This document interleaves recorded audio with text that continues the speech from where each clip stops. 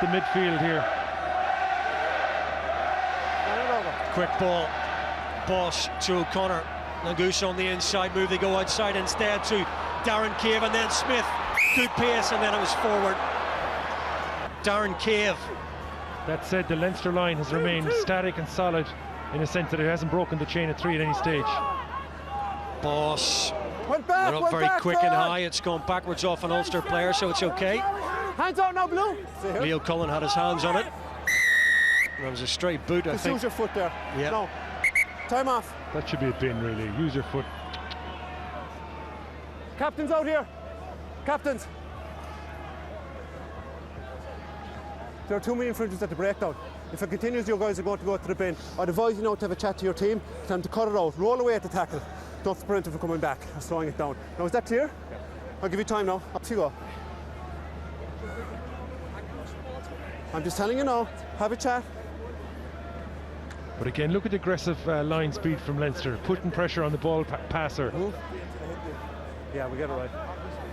Now, what happened here? Captain, you're happy? Ah, that's okay. Sean O'Brien, I think it is. Turn back on. Yeah. Niall O'Connor could do with a good confident start. Struck it really well. Not well enough. Kick. Carney from very deep, and that's more like it. And he doesn't break stride. Audaciously back inside, and then it's kicked through. And Isaac Boss has got pace on Sean Byrne.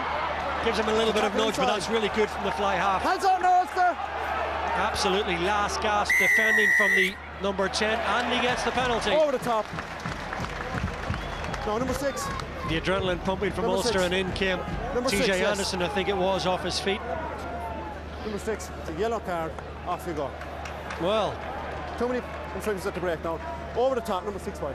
I think that's. I'd like to see that again now on slow-mo here, but I think he's very, very unfortunate. We certainly have to see it again, but like Ulster came in, they committed numbers to that breakdown. Leinster had very few numbers on it. They drove out over the ball. Fantastic catch, what a catch. And brilliant pace off the deck. Now here we have it. Look at the numbers Ulster bring to the breakdown. There's 2, 3. Look, Nasiwa's on his own. Where is the infringement there?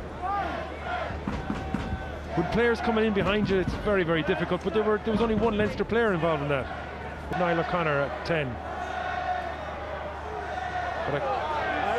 good ball off the top from O'Donoghue. The move back inside. Simon Daniele, he's got huge pace, he's against Redden. Across comes Shane Horgan.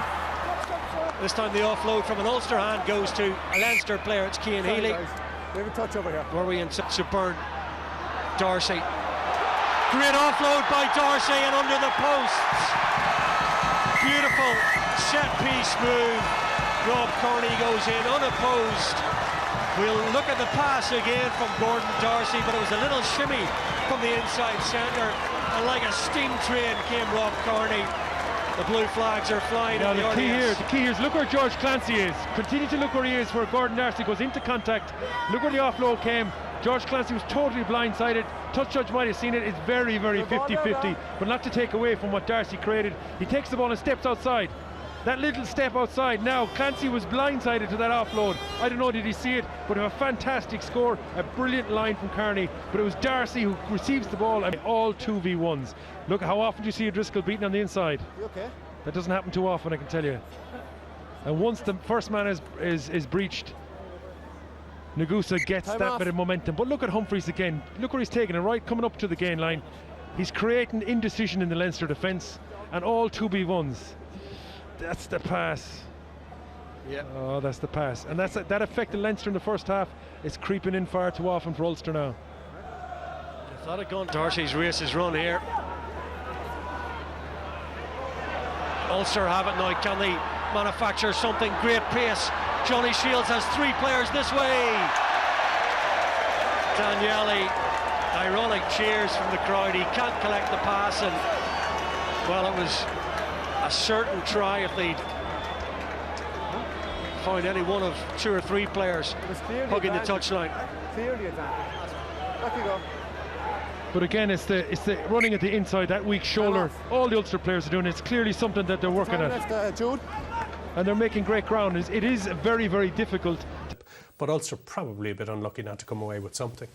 Yeah, I think Leinster deserved to be winners. They're probably a better team, but you would expect that given the lineup and the strength of personnel that they had there.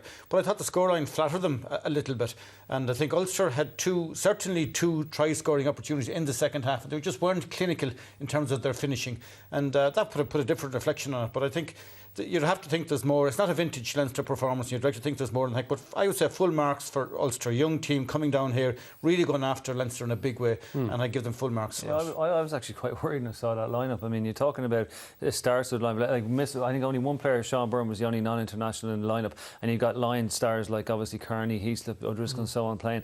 But I think the big fear for the Ulster side was the fact that Leinster, were they going to blow them away physically? They didn't do that. So then it was how well Ulster played, and they played very well. Like you said earlier on, they identified from the week before against Scarlets that they were going to get no change in the midfield because the midfield defence for Leinster comes up so hard and fast, and they're very good in the ground. You're going to lose the ball. So they tried to go wide early on, and then when Leinster were kind of expecting that, remember that they cut on the inside and then started. So they kept shifting the point of attack, and they kept Leinster guessing. But I was most impressed. They were going through the middle later in the game, though. Yeah, well, they were. But I mean, but I think at that stage Leinster simmered down to second gear. The game was won at that stage, and I felt that they were just doing soak tackles, just doing enough to win the game. Brian O'Driscoll might have been symptomatic of it. You know, I mean, he wasn't really involved in the game. And we all know he's not allowed to have a poor game. Well, yeah, he's a barometer of kind of the real physical intensity sometimes with the Leinster backline, particularly. They're real aggressive coming up and putting the hits in and stuff like that. And maybe he should have rested some of those players in hindsight, because he had a full squad, a full deck of cards there this evening. But it goes to show where Leinster stand at the moment. They've 4 points, they're top of the league. They've won 15-3 in a Christmas Interpro, and we're saying it was a subpar performance. Realistically, they didn't get a second gear. But I will be honest, the scrum is a point of content. They have to be worried a little bit. And the line of the second half. Yeah, well, I mean, I think when Jack and come on, they lost 5 lineouts. I mean, that's not good enough. That's just not good performance. That's not acceptable. They're the basic stuff, like in set piece. Yeah, but I think, you know, they have cover. Maybe they can work on the scrum. You see, people look at Cian Healy, and he is an excellent player, and they say, how can he play against Castro Giovanni and not play against BJ Bota? Totally different player. BJ Bota pushes right in on the hooker. He has to learn to deal with that, and he needs Fogarty or Jackman, whoever the hooker is, to hit him on block with him. Okay, well, before we go down the dark avenue of front row politics, we better kick on, because we have another game